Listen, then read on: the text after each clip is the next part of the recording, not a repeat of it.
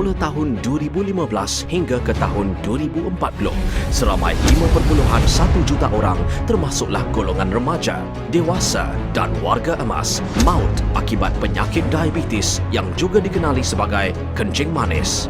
Apakah diabetes? Ia adalah gejala di mana kadar gula dalam darah melebihi tahap normal dan menjadi tidak terkawal. Kencing manis secara amnya diklasifikasikan kepada 3 jenis, iaitu penyakit kencing manis jenis 1, penyakit kencing manis jenis 2 dan kencing manis yang hadir semasa kehamilan, gestational diabetes mellitus, GDM.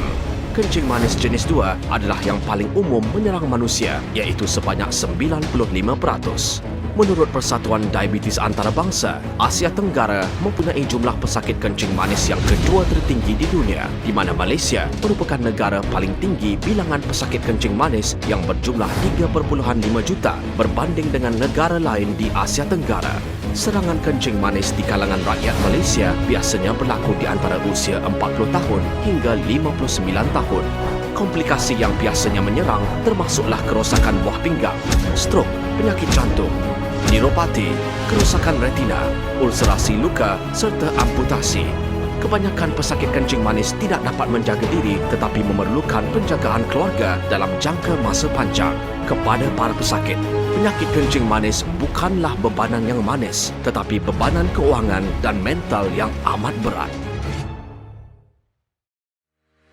Terkini, pesakit kencing manis di Malaysia akhirnya telah menemui sinar harapan baru dengan kehadiran pensulin yang mengandungi polipeptida peria yang telah pun dipatenkan dan kini berada di Malaysia. Pensulin mengandungi polipeptida peria yang telah dipatenkan mampu mengurangkan tahap glukosa darah sehingga 53%, mengurangkan bacaan HbA1c sehingga 38%, menstabilkan tahap glukosa dengan cepat, melindungi sel-sel islet, anti radang serta mengurangkan komplikasi penyakit kencing manis.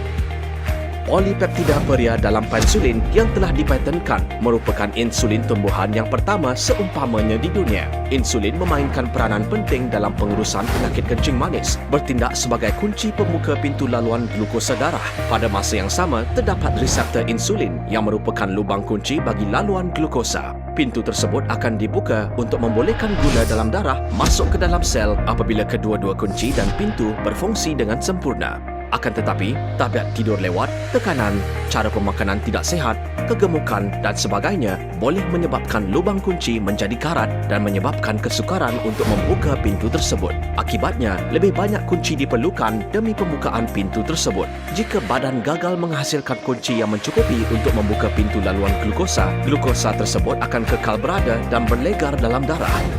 Pada peringkat inilah penyakit kencing manis menyerang.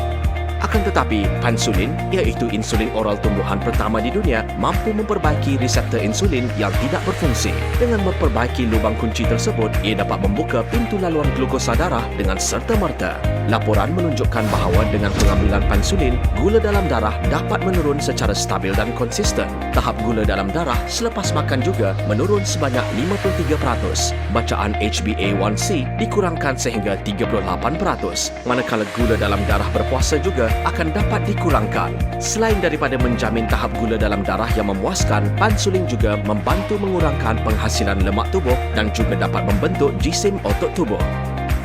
Setiap kilogram pensulin, peptida peria yang merupakan alternatif yang membantu penyakit kencing manis terhasil melalui dengan pengekstrakan 320 kg peria segar. Ia mengandungi susunan polipeptida yang telah dipatenkan, juga dengan menggunakan teknologi pengekstrakan air tulen yang terunggul demi keselamatan dan ianya telah pun melepasi ujian ketoksikan.